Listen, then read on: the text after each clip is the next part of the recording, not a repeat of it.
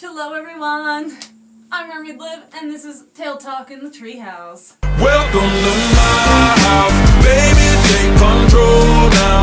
We can't even slow down, we don't have to go a while. I'm going to be doing something really special today. I'm going to be going through some old tails that I have made. We're talking back in, let's say, from 2013 to the present. You'll see a lot of changes, a lot of growth in my artistic abilities and my tail making. Unfortunately, I don't make very many tails. Actually, I haven't made a tail in over a year and a half or two.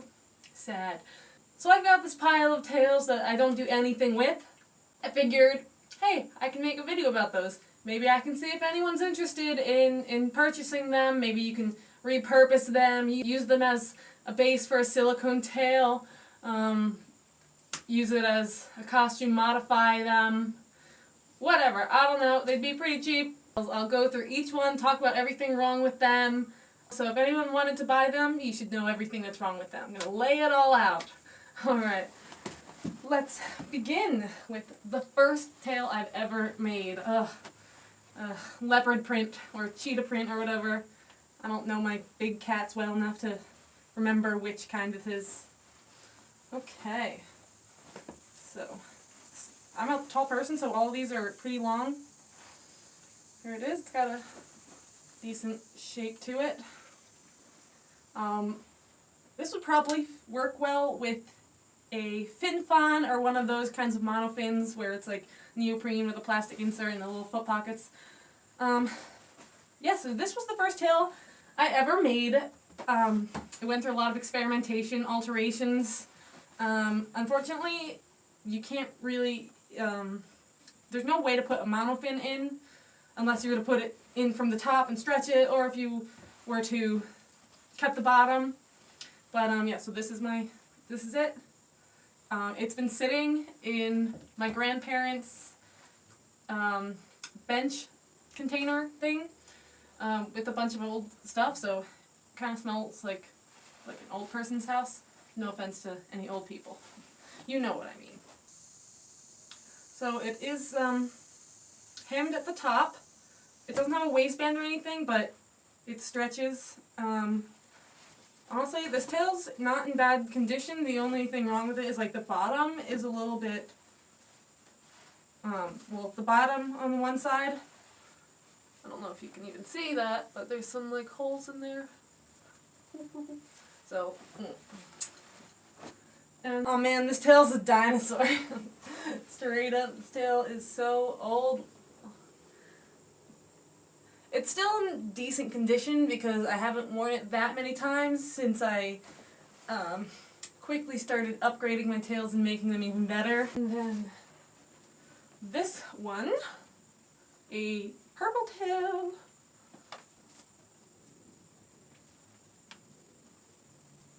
So here's the bottom of it.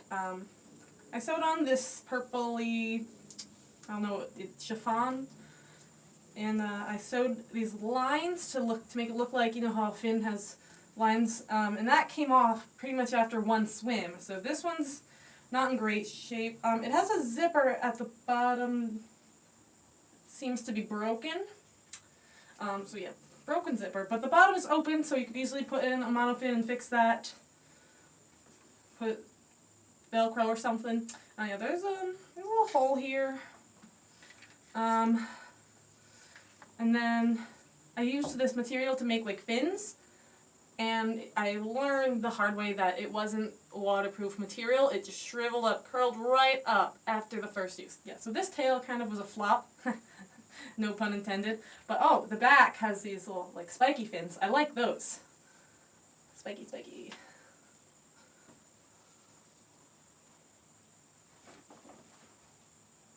So that's kind of fun. Let me see what else is wrong with this.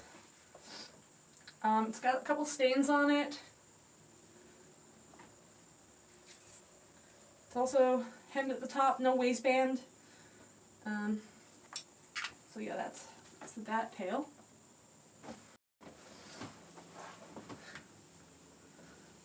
This fabric is pretty stretched out now that I'm trying it on.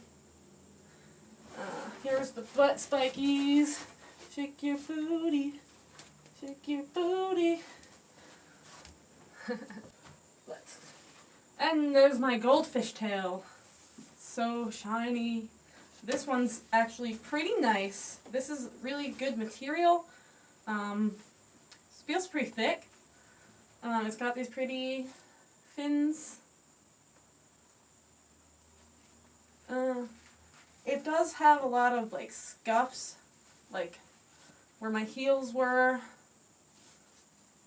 where my knees were. It's not hemmed at the top, but that's something that could easily be done.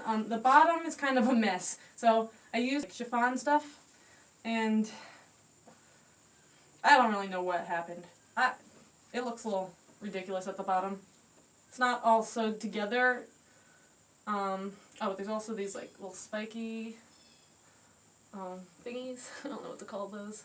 And then these little like ankle fins that are not lined up well. And after I sewed it, I was like, dang it, son of a fish. Yeah. Also, this part at the bottom is like really fraying. It's real worn right here. But the body of the tail is still in really good condition. Now, I've made tails for myself, and I've made a few tails for other people. I always put way more effort into it if it's for someone else. For mine, I'm just kind of like, let's get it done. I want this tail. I want to swim in this new tail. I made a lot of errors, so that's why most of these suck. Or I learned certain things not to do that, you know, just don't work out.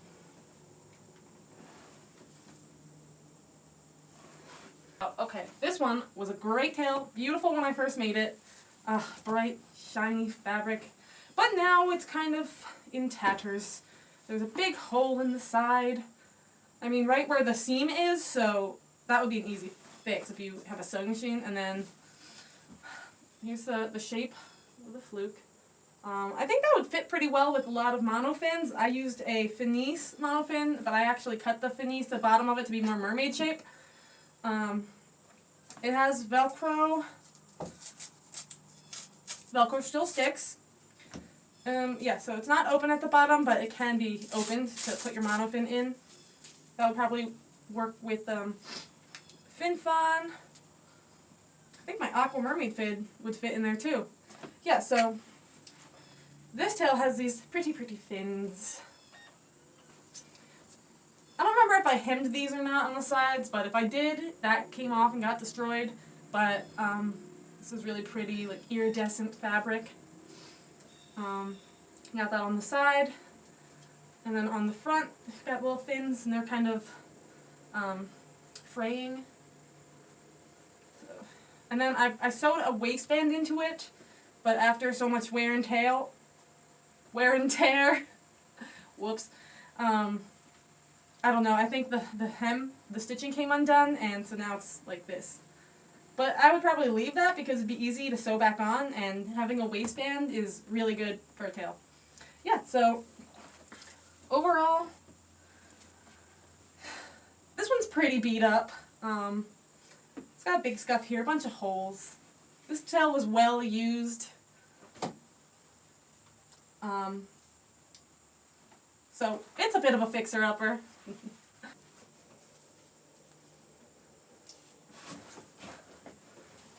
Here's the big honkin' hole.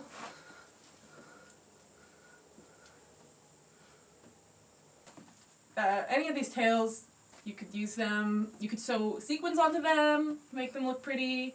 They need them. They all need makeovers. So if you think you're up for this challenge, hit me up. Slide into my DMs. And, oh, we're at the last one. I know I have more tails. I've made so many tails, but honestly, I don't even know where most of them are anymore. Okay, so this tail is special. I went through a experimentation process of using puff paint to draw on scales.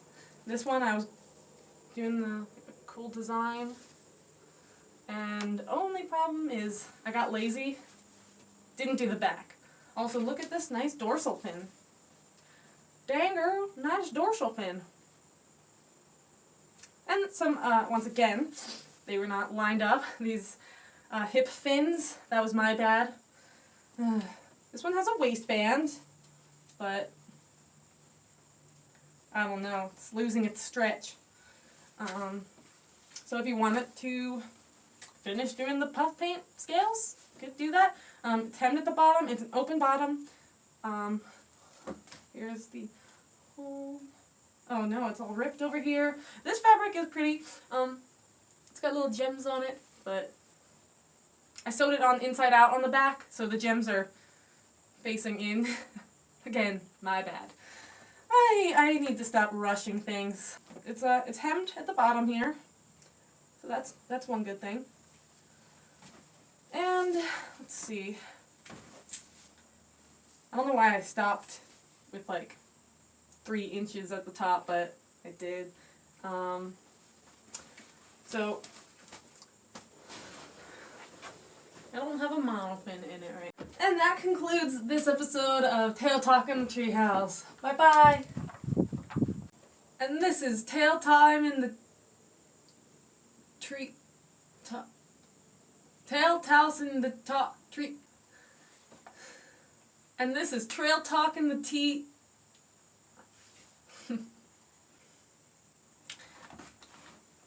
Y'all, can you say that 5 times fast?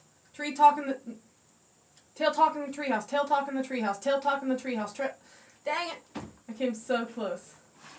Tail Talk in the Treehouse. Tail Talk in the Treehouse. Tail Talk in the Treehouse. Tail Talk in the Treehouse. Tail Talk in the Treehouse. I don't remember how many that was. You try.